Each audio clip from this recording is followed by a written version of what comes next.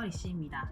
오늘 소개할 전시는 예술전당 한가람미술관에서 3월 6일까지 진행하는 초현실주의의 거장들 로트르담, 로이만즈 반 베닝엄 박물관 걸작전입니다. 네덜란드의 보이만스 판 베닝엄 박물관은 유럽 전역에서 가장 큰 초현실주의 컬렉션을 보유하고 있는 독보적인 미술관입니다. 이번 전시는 회화와 조각물부터 사진에서 영화까지 초현실주의의 예술적 행보를 다양한 시점으로 조명합니다. 전시에서 선보이는 180여 점의 모든 작품들은 세계적인 박물관 중 하나로 손꼽히는 보이만스 판 베닝엄의 소장품들입니다. 본 전시는 총 6개의 섹션으로 구성되어 초현실주의의 시초가 된 다다이즘 운동부터 초현실주의 이후의 세계까지 정신적 세계에 기초한 초현실주의의 운동을 세부적으로 담고 있습니다.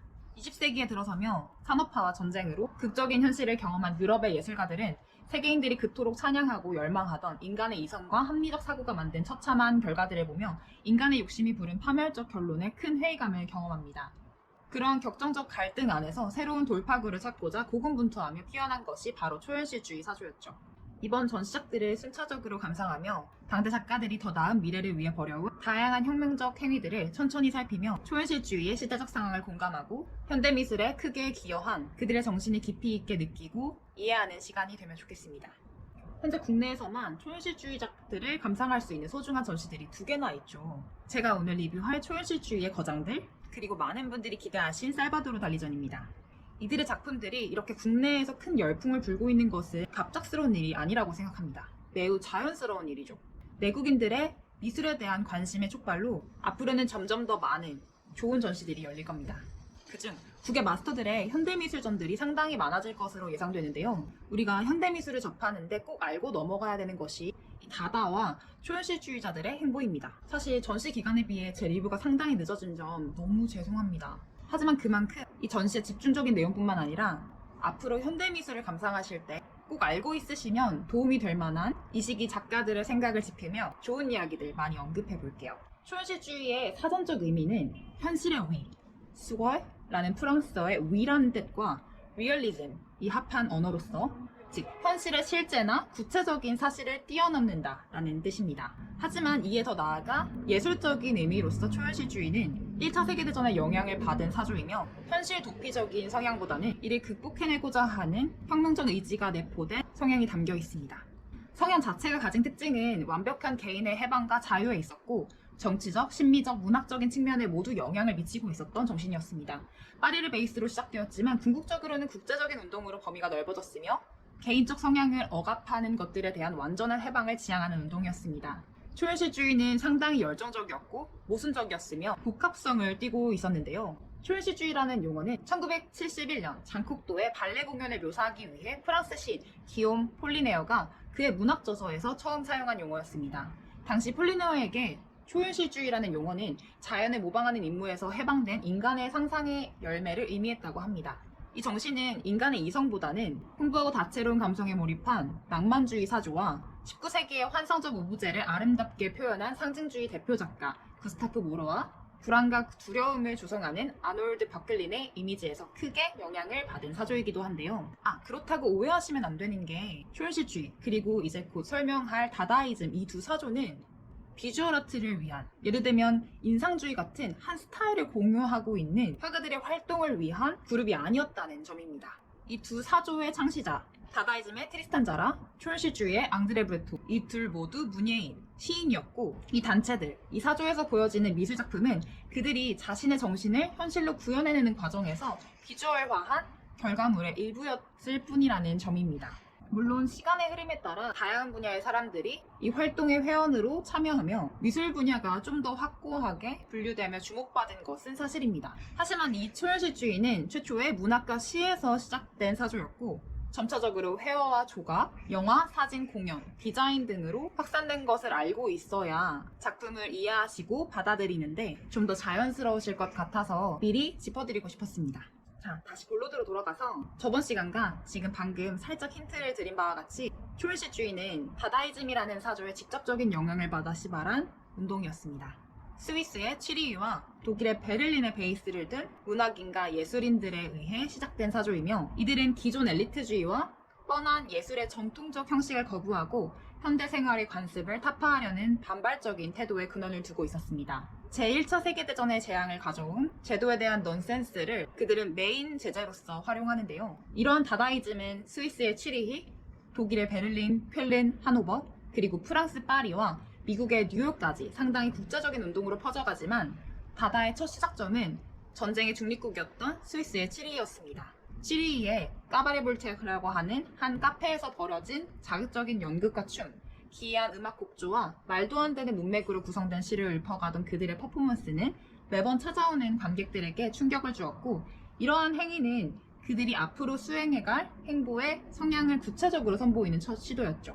1차 세계대전의 발발로 자연스레 종결된 다다이즘의 정신이 종전 후 초현실주의로 자연스레 흡수되는 과정에서 심정부로 그 맥락을 이어가는 행보를 제가 두 가지로 한번 추려보았는데요. 첫 번째는 다다이즘의 예술가들이 사용한 우연히 찾아낸 일상용품, 파운드 오브젝트를 제재로 삼음입니다.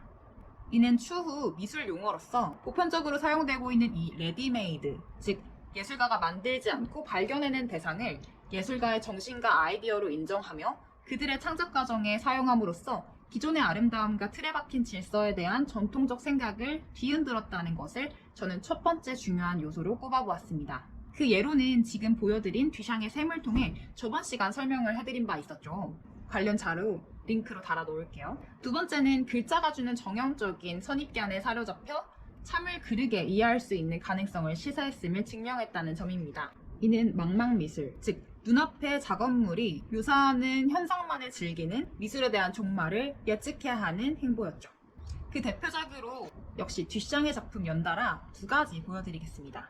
초현실주의 리뷰인데 왜 이렇게 오랫동안 다다이즘에 대해서 언급을 하는지 생각이 드신다면 제가 지금 설명해드릴 이 재밌는 혹은 한 번쯤은 봤을 법한 그런 작품들이 가지고 있는 의미를 한번 이해해 보시는 게 이 전시 감상에 상당한 도움을 줄 수 있는 토대가 되어줄 것 같았거든요. 그러니까 못 이기는 척 한 번만 들어주세요. 이 두 작품들은 모두 막실 듀샹의 작품이며 좌측 첫 작품은 LHOQ, 우측 작품은 지금 하단에 띄어져 있는 제목의 작품입니다. 르네상스의 마스터, 레오나르도 다빈치의 작품이자 전 세계에서 가장 주목받는 모나리자 작품.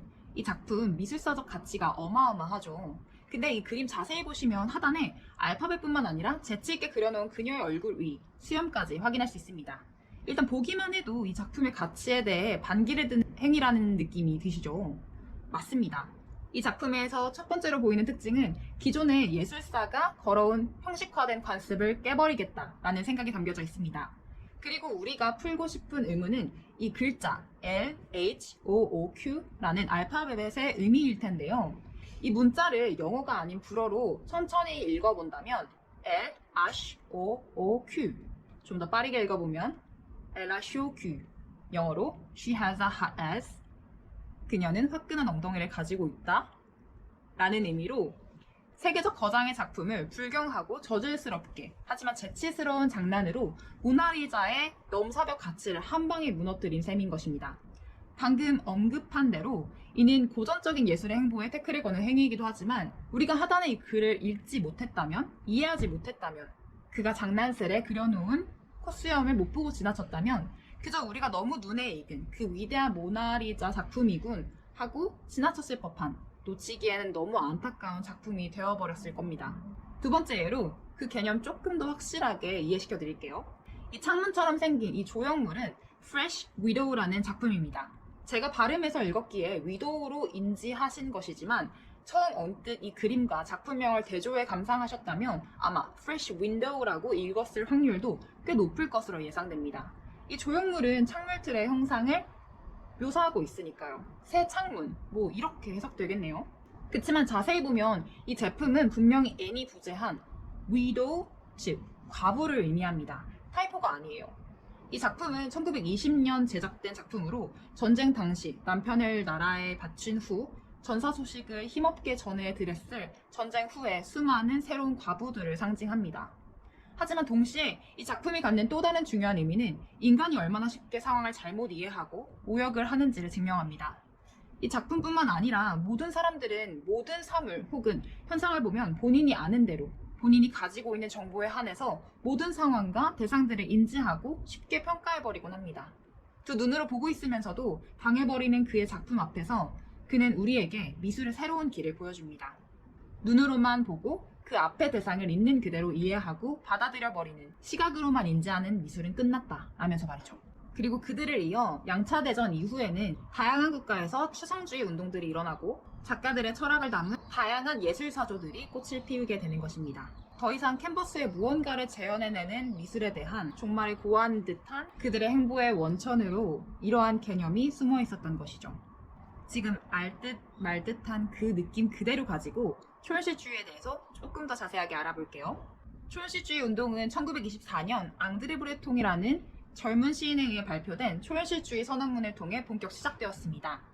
이 선언문에서 그는 순수한 상태의 정신적 자동기술법을 이야기하는데, 그 과정에서는 생각에 의해 기술되거나 이성에 의한 통제에서 벗어나야만 하며 어떠한 심리적 기준이나 도덕적인 옳고 그름에 대한 우려에서 완전히 자유로워야만 한다고 주장하며 초현실주의를 정의했습니다. 초현실주의자들은 말도 안 되는 방식으로 세계 질서를 파괴하는 행위에서 더 나아가 실험적인 전술을 통해 세계 질서를 재창조하고 있었기에 그 가치가 현재까지도 상당히 높습니다. 초현실주의자들의 실험적인 전술을 통해 세계 질서를 새롭게 창조해 나가는 행보의 첫 걸음으로서 자동기술법을 소개해 보도록 하겠습니다. 앙드레 브레통은 1919년부터 마그네틱 필드라고 하는 의식의 흐름을 묘사하는 시를 타 문인들과 공동 저서하며 무의식의 순수한 상태를 실험하기 시작했습니다. 브레통의 자동주의 사상은 시그문드 프로이드의 무의식 철학 이론에 기초하고 있는데요. 인간 주체는 항시 이성에 지배되고 사회적 매너에 의해 통제되는 의식적인 마음을 갖고 있는데, 여기서 인간이 갖는 무의식과 본능 그리고 욕망은 우리의 의식적 마음을 억누르려고 애쓰는 처리되지 않은 경험에 숨겨진 저장소다 라는 프로이드의 주장이 바로 그가 수행하고자 했던 이성에 지배받지 않은 무의식의 상태였습니다. 향후 이 이론은 브레통의 활동과 초현실주의자들에게 상당한 귀감이 되었습니다. 사실 한때 의사수련을 했던 앙드레 브레통은 전쟁 공포증 치료 환자를 도맡기도 했었는데요. 그 당시에도 실제 이러한 연상기술법을 치료 과정에 적용시키기도 했었다고 합니다. 숨겨진 무의식을 해방시키기 위해 초현실주의자들은 꿈과 현실 사이를 연결하는 상태를 기록하는 다양한 작업들을 해왔는데요. 초현실주의자들은 인간이 느끼는 억압과 통제는 개인이 경험하는 심리적 제재에만 그치는 것이 아니라 사회적인 이슈와도 직결되는 것이라는 점을 대두하며, 무의식을 해방시키는 것은 개인의 문제를 넘어 집단적으로 그리고 정치적으로 혁명적인 결과를 초래하는 것이라고 주장했습니다. 하여 초현실주의 잡지에는 대부분 꿈에 대한 이야기나 의식의 흐름을 기록하고 의식의 통제 없이 자동적으로 그림을 그리는 연습, 그리고 수많은 질문지들로 모든 장이 메꿔져 있었습니다. 그들이 함께 나눈 이 모든 행위들은 의식의 통제를 거부하며 무의식을 해방시키기 위한 역할 수행이었던 것이죠. 초현실주의자들이 행한 두 번째 혁명적 걸음은 우연성입니다. 초현실주의자들은 무의식 수행에 추구하기 위해 우연성을 강조하는 작업들에 참여했으며, 그들의 활동에 포함되는 재료나 수단에도 크게 제약을 두지 않았다는 점을 들 수 있습니다. 초현실주의의 자동기술법, 즉 의식에 제어받지 않고 반체면 상태의 정신으로 무언가를 기술해내거나 그려내는 수행법의 대표주자로 손꼽히는 앙드레 마송은 캔버스 위 악교질 후 그 얼룩 위에 모래를 부어 격동적인 풍경이나 신화 속의 짐승을 만들어내기도 합니다. 그리고 아마 이름은 낯설 작가 막스 스트지만 그가 창조해낸 미술 기법들은 전 세계인들이 어린 시절 한 번쯤은 해봤을 법한 그런 놀이일 텐데요. 바로 프로타ዥ, 그로타ዥ,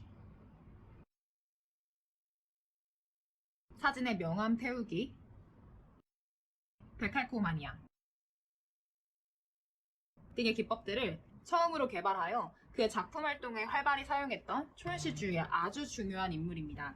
이 작가는 전시실 입구에서 만나볼 수 있는 초현실주의의 중요한 여성 작가 레오노라 캐링턴의 정인이자 추후 뉴욕 최초 현대미술관의 설립자인 패기 구겐하임의 남편이기도 했던 인물입니다. 신화 이미지, 그들의 집단전 상상력의 산물인 자동기술법 수행 중 그들의 행보를 가장 잘 비주얼한 재밌는 그림, 우미한 시체, Exquisite Corpse는 사실 이 그림은 완성된 그림의 결과물보다는 그 과정의 의미가 더 가치가 있습니다. 이는 그들이 즐겨하던 작식 게임과 같은 과정을 거쳐 완성된 그림인데, 그 작식 게임의 룰은 이렇습니다. 앞 사람이 랜덤으로 적어낸 한 문장의 시 문구에 다음 사람이 아무 생각 없이 자기 방식대로 그 시에 한 문구를 덧대어 시 한 편을 만들어 나가는 형식이죠. 이 그림 역시 한 사람이 한 도구를 랜덤으로 선택하여 선으로 그림을 그려내고 그 도구를 종이 위에서 처음으로 떨어뜨리는 순간을 기점으로 그 다음 사람에게 그대로 전달되어 그 게임을 이어가는 형태였습니다. 한마디로 여기서 나타나는 결과물들은 딱히 이성에 의해 제지될 필요도 없었으며 모든 상황과 요소들이 우연적으로 만나 우연적으로 완성된 작품이 되었던 것이죠. 여기서 언급된 우연성에는 현대미술에도 상당한 영향력을 행사한 찾아진 물체, found object의 예술적 소재로서의 가치 발견에도 큰 영향을 주는데요. 이 found object의 개념은 초현실주의의 창립자였던 앙드레 브레통이 플리마켓에서 우연히 발견한 하나의 오브제를 통해서 시작되었다고 합니다. 초현실주의자들은 이러한 우연한 만남에서 새로운 가능성의 세계를 보았으며 발견된 일상용품들을 이용하여 예술가들은 익숙한 이미지와 사물들을 놀라운 방법으로 묘사하고 예상치 못한 새로운 개혁을 이뤄냅니다. 재봉틀과 해부용 탁자 위에 우산이 우연히 마주치는 것은 아름다워. 이는 말도르레리의 노래 가사의 인용구인데요. 여기에 언급된 오브제들은 연관성이 전혀 부재하기에 이러한 의미의 물체들이 만나 예상치 못한 것을 새롭게 창조할 수 있다는 가능성을 전하는 메시지로 이 문구는 초현실주의자들의 캐치프레이스로 사용되기도 했습니다. 이런 파운드 오브젝트의 작품들 중 대부분은 1930년대 초현실주의자들의 메인 작품들로 발전하게 됩니다. 이들은 보통 유물이나 신비한 에로틱한 장치 등의 다양한 오브제 간의 예상치 못한 병치를 통해 기이함을 발발시키는 형태로 자주 선보이는데요. 그중 메렛 오페나인의 오브젝트라는 이 작품은 이 컨셉을 정의하는 대표적 작품이기도 합니다. 간단히 그리고 쉽게 정의해서 쉽게 접할 수 있는 일상용품 혹은 일상의 익숙한 물체들을 묘하게 배치하여 그들의 합이 구현하고자 하는 상황을 읽어내는데 자꾸 오류가 생기는 상황을 초현실주의자들은 즐겼던 거죠. 초현실주의자들은 꿈에 깊은 관심을 가져왔습니다. 그들은 꿈이 길들여지지 않은 생각을 활용하기 위한 도구라고 믿었고 예술가들은 그들의 작품에서 환상적이고 악몽 같은 세계도 서슴없이 그려냈습니다. 아프리카 마을의 이 사진은 살바도르 달리의 이른바 편집증적, 비판적 방법을 잘 내포하고 있습니다. 이처럼 1929년부터 살바도르 달리는 편집증적 사고에 기초한 새로운 기법을 시작하게 되는데요. 달리는 편집증적 사고를 해석의 광란이라고 표현하며 이에 대한 해석으로서 하나의 이미지를 보면 끝없는 해석을 만들어낼 수 있음의 가능성을 열어두는 것이라 정의합니다. 지금 보여지는 작품이 그 대표작 중 하나인데요. 이 작품을 처음 바라보면 눈에 가장 먼저 띄는 것이 눈이 가려진 채로 고통에 몸서리치는 사람들의 세부적인 묘사입니다. 하지만 좀 더 오래 시간을 두고 그림을 바라보고 있으면 캔버스 뒤편에 몸부림치는 사람들의 형상이 인간의 머리채같이 보이기 시작하며 두 개의 윤곽이 서서히 눈에 들어오기 시작합니다. 환각에 시달리곤 했던 달리는 그림으로 자신의 환각을 실체화하여 관객으로 하여금 그의 그림에서 망상, 무엇이든 상상할 수 있는 공간을 창조하고 이를 공유하도록 유도했습니다. 혹시 미술 시간에 배운 이렇게 과일로 켜켜이 쌓은 인물 초상화 기억나시나요? 주세페 아르침볼도라고 하는 이탈리아 르네상스 작가의 작품인데 실제로도 달리가 그의 작품에 큰 영향을 받아 이런 작품을 제작하기 시작한 것이라고 하더라고요. 초현실주의 사조 이전에 다른 아방가르드의 무브먼트와 비슷하게 초현실주의는 비서구, 소위 원시 문화에서 큰 영감을 받았는데요. 그러한 이유는 이러한 외부적인 요소들이 그들에게 미학적, 사회적 가치의 대안을 제공했기 때문입니다. 초현실주의 전시는 종종 개인의 작품들과 함께 다른 문화권의 오브제들을 함께 전시하곤 했었는데요. 그들이 선택한 타 문화권의 비서구 미술품은 주로 오세아니아의 작품들이었다고 합니다. 오세아니아의 원시 작품들이라고 한다면 뉴질랜드의 마오리족과 호주의 에보리진 미술 작품들이 여기에 해당될 것 같은데요. 이처럼 현대회화와 민속적인 오브제 병치는 전례 없던 일로 놀라움을 불러일으키며 환영을 받았는데 이것은 당시 초현실주의 내부에서 커져가던 서구 지역 이외의 미술에 대한 관심을 표출하기 시작한 것이라 볼 수 있습니다. 이러한 행보 역시 추후 미술계에서 끊임없이 참고되고 수용되는데요. 동양 철학의 영향을 받은 미니멀리즘, 정신 이상자들의 예술과 날 것을 그린 미술사조 아트 브루트, 그리고 비제도권의 미술 아웃사이더 아트의 등장을 예로 들 수 있습니다. 이러한 미술은 늘상 서구 예술가들의 내부에서 울림을 주는 요소로서 서양권 박미술에 대한 관심이었습니다. 특히 이러한 미술은 서구 사회에 뿌리 깊게 내려앉은 보수적 바운더리에서 벗어날 수 있는 원천으로 여겨졌기에 작가들뿐만 아니라 관람자들에게도 더 새롭고 특별하게 다가왔을 것 같습니다. 초현실주의자들은 오세아니아 미술 혹은 미국 원주민들의 작품들을 아프리칸 미술보다 더 선호했었는데요. 그 이유는 오세아니안 아트가 입체파와 직접적으로 연결관계가 있었던 아프리칸 아트보다 덜 식상했을 뿐만 아니라 상업적으로도 때묻지 않은 것으로 받아들여졌기 때문이라고 합니다. 기괴한 상태의 재현을 통해 초현실주의자들이 얻어내고자 했었던 핵심적 요소들은 하나의 오브제에 대한 절대성의 해방, 즉 모든 대상들의 임의성이었습니다. 프로이드는 이것을 친숙하면서도 동시에 낯설게 보기라고 설명했었는데요. 초현실주의자들이 이성에 의해 굳어진 인간의 선입견을 타파하는 과정을 돕기 위한 방법으로 평범한 것들을 비범한 방식으로 표현해내기 등의 방식을 자주 사용해왔었습니다. 하지만 추후에는 그 외에 유령 같은 이미지나 가면, 로봇, 인형 등의 이미지로 그 형태들을 구현해내기도 했었는데요. 방금 언급한 유령, 가면, 로봇, 인형, 이들의 공통점은 인간과 비슷하지만 인간이 아닌 실존하는 사람을 복제하는 형태라는 점에서 유사점을 공유합니다. 예를 들어 우리는 이번 전시에서 보여지는 마그리트의 금지된 재현, 살아있는 거울과 같은 작품에서 이해할 수 있는 그의 그림 속 숨겨진 의미를 그의 대표작 이것은 파이프가 아니다 에서 좀 더 쉽게 이해할 수 있습니다. 이 그림의 문구처럼 이 그림은 파이프처럼 보이지만 진짜 파이프는 아닙니다. 진짜의 형상이 복제된 형태 혹은 파이프의 모습을 묘사한 물건 덩어리일 뿐이죠. 르네 마그리트는 1925년 보는 사람들을 당혹스럽게 하는 그만의 특유한 이미지 창출에 성공했습니다. 그의 작품 속 오브제의 구성은 우리에게 의문과 신비함을 전하지만 동시에 우리의 의식 속 깊숙이 숨어있던 상상력의 잠재성을 일깨워줍니다. 마그리트가 그의 회화에 참고한 이미지들은 고급 미술에서 잘 받아들여지지 않았던 대중 오락물, 만화책과 추리소설의 표지에서나 볼 법한 형상들이 대부분이었다고 합니다.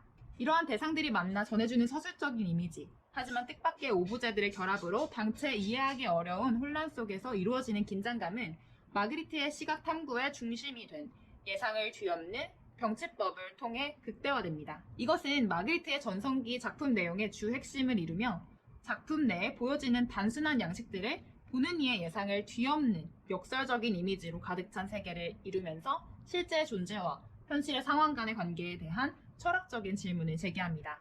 르네 마그리트가 캔버스에서 빈번히 사용하는 또 다른 주제는 단어와 이미지의 상관관계에 대한 탐구였습니다.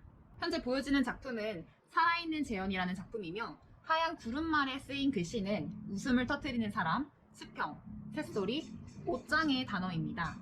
마그리트는 서로 연관성이 적어 보이는 이 단어들을 작성해 연결지으며 그 경계를 희미하게 만듭니다. 이것은 앞에 다다이즘에서도 보여줬던 중요한 특성 중 하나였으며 언어의 임의성을 시사하는 작품으로 해석할 수 있습니다. 언어의 임의성이란 언어라는 것은 결코 절대 불변한 고정적인 것이 아니라 국가, 문화, 개인의 경험에 따라 자유롭게 변화할 수 있는 것임을 시사하는 것입니다. 이것 또한 한 사물을 보고 갇힌 사고에 머무르는 합리적인 사고가 가둬놓은 틀에서 벗어나는 것, 그 해방을 의미하는 맥락과 같은데요. 쉽게 예를 들자면 마그리트의 이 그림, 꿈의 해석 속 그림들과 이를 표기한 하단의 단어들은 상식적인 범위에서 매칭이 되지 못합니다. 예를 들어 계란의 그림에는 아카시아, 검은 여성화는 달, 중절모에는 눈, 촛불에는 천장, 유리컵에는 폭풍, 망치에는 사막이라고 기재되어 있습니다. 잘못 표기되어 있잖아. 뭐야 이거? 라는 질문이 나올 텐데 하지만 왜? 그리고 누구에 의해 언제부터 한 단어가 그렇게 불려져야만 했던 것일까요? 사과처럼 보이는 이 그림은 사과여야 맞는 것 같지만 당근은 왜 안 되나요? 영어로 저 물체는 애플이라고 불려왔고 불어로는 뽐무인데 어차피 사과라고 전 세계인들이 다 같이 부르지 않는 저 물체는 왜 당근이라고 부르면 안 되는 걸까요? 뭐 그렇다는 개념입니다. 변기가 화장실에만 있으라는 법 없고 전화기가 전화를 걸 때만 쓰라는 법 없으니 그 고정관념에서 한 사물을 정형적으로 해석하지 말라는 의미로 말레이는 셔츠를 다리는 다리미에 송곳을 박아버렸네요. 게다가 제목은 선물입니다. 정신이 확 드시죠? 마그리트의 그림에 이해할 수 없는 여러 구성물들의 배열처럼 같이 보면 묘해지는 자극적 이미지를 착안하여 이중적인 형상을 적나라하게 보여주는 매체로서 사진 효과가 각광을 받게 됩니다. 사진과 영화는 다중 노출로 쉽게 조작도 가능했고 무한적으로 재생산이 가능했기에 이 두 분야는 초현실주의의 흐름을 타고 다양한 형태로 제작되고 고유한 분야로서 발전하게 됩니다. 전시작들 중 최초의 초현실주의 영화를 포함하여 기이한 효과로 화제가 된 당시의 흑백 영화들도 같이 전시되어 있었는데요. 그중 세계 영화 역사상 최고의 영화 감독으로 손꼽히는 히치콕의 괴짜스러운 단편 영화도 한편 만나보실 수 있습니다. 점차 2차 세계대전이 다가오자 서유럽 초현실주의자들은 뿔뿔이 흩어지기 시작합니다. 앙드레 브레통은 뉴욕으로 도피하여 1942년 망명 회원들의 이주 예술가들을 위한 초현실주의의 첫 번째 논문이라는 전시회를 개최하기도 합니다. 하지만 전쟁의 여파로 유럽 초현실주의 단체의 활동은 점차 흐릿해져갔죠. 하지만 그들의 정신을 잇는 다양한 운동이 해외 각지에서 산발적으로 나타납니다. 멕시코시티, 카리브해, 뉴욕에 이르기까지 새로운 세대의 예술가들이 곧 그들의 정신을 이어받을 준비를 하고 있었던 것이죠. 현재 테이트 모던 갤러리에서 비욘드 스릴리즘이라는 타이틀로 이 관련 전시를 하고 있다고 하네요. 비록 초현실주의 운동은 제2차 세계대전으로 종결되었지만 그들이 이 세상에 남긴 혁명적 실험과 도전적 행보들은 더 넓은 문화로 퍼져나가 그 맥락을 현재까지도 이어가며 오늘날의 예술가들 사이에서도 만연히 공유되는 광범위한 기술들을 남겼습니다. 파운드 오브젝트 혹은 레디메이드를 활용한 작업물, 자동기술법 실험, 콜라주를 활용한 다양한 매체의 복합적 미술, 인체의 묘사를 통해 사회적으로 중요한 목적을 소화해내는 기능 등의 형태로 말이죠. 궁극적으로 초현실주의자들은 이성적인 마음 너머에 존재하는 의미를 찾을 수 있다면 세속적 논리의 압제에서 벗어날 수 있고 현실보다 더 실제적인 진실을 발견할 수 있다고 믿었습니다. 꿈과 깨어있는 삶, 문화 간의 경계를 허물고 초현실주의는 우리에게 자신의 존재를 고정적으로 박혀있는 경계 밖으로 끌어내어 자유롭게 본인 스스로에 대한 독단적 해석을 해볼 수 있는 시간을 갖길 원하는 것 같았습니다. 이것이 우리의 삶을 변화시키기 위한 결정적인 단계가 될 수 있음을 그들의 작품 세계를 통해 보여주고 있는 것 같았거든요. 이번 전시를 포함하여 다양한 대작들이 전시되고 있는 요즘입니다. 빠짐없이 다 가고 싶은데 오히려 시간이 빠듯할 정도입니다. 너무 행복한 투정이죠. 이번 시간도 유익한 시간이 되셨길 바라며 오늘도 이만큼 긴 시간 시청해주셔서 너무 감사합니다. 현재 국내에서 전시 중인 현대미술전 참고하시라고 하단에 링크들 달아 놓을게요. 혹시 추천 전시나 리뷰 원하시는 미술전 있으셨다면 댓글로 남겨주셔도 좋을 것 같아요. 그럼 다음 시간에 또 만나요. 감사합니다.